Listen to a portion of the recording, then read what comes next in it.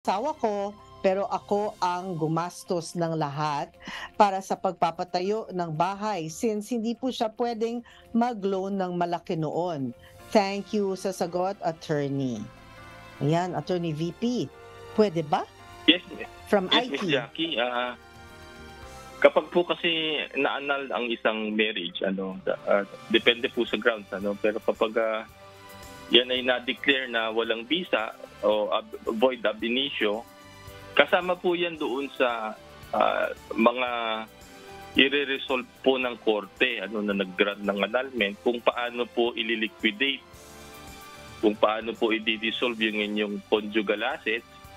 Kasi hindi po maiwasan yun, Miss Jackie. Depende po yan sa sitwasyon ninyo. Ang ilan po sa mga isa sa alang-alang ay kung meron po kayong anak, isa po yun. Kasi kung sino po halimbawa, yung magkukup-kup, lalo na kung meron mga minor de edad na anak, maaari po siguro na i-consideran ng court na sa kanya po i-award yung inyong assets. Pero generally, kung wala naman pong ganong issue, ang mangyayari dyan po yan kasi conjugal nga yan, meron pong liquidation of assets na tinatawag at depende po yun kung paano po yung inyong magiging partihan kasi Okay. dalawa po kayo dyan kung na-annul po yung inyong kasalan, ibig sabihin babalik po sa dati ililiquidate po, Miss Annie.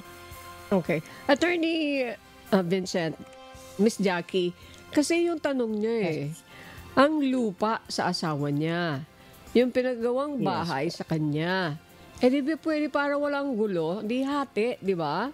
Oh, wag nang, ano ba, iisipin niya, di ba? Parang ang pakiwari ko dito, gusto niya makuha lahat, di ba po? Magkakaroon nga ng gulo, sabi ni attorney, conjugal.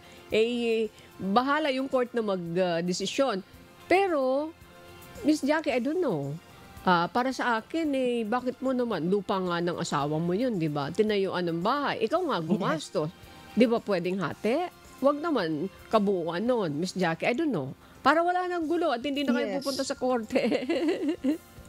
Yes, siguro May puwede point po niyang, kayo doon, bayaran may point po kayo doon, Miss Annie. Yes, Miss Yes Jackie, may po. sinasabi si Attorney Vincent. Ano po yon? Meron po kayong punto doon kasi kahit sabihin natin na sa isang partner lang, yung sa lalaki lang halimbawa na pangalan yung lote, kung na-acquire po niya na kinasal kayo, po automatic po yun na conjugal yan. Pero hindi naman sa bahay, sabihin gumastos lang yung babae. Ganun po yun kapag ay mag-asawa kayo, kung ano man yung pinasok ninyo sa inyong pagsasama, magiging conjugal yun by operation of law. So, pwede pong maaaring ganun later on na magkaroon ng although meron pa ring intervention ng korte, makakatulong din po yung inyong panukala na hati na lang kayo para wala nang away.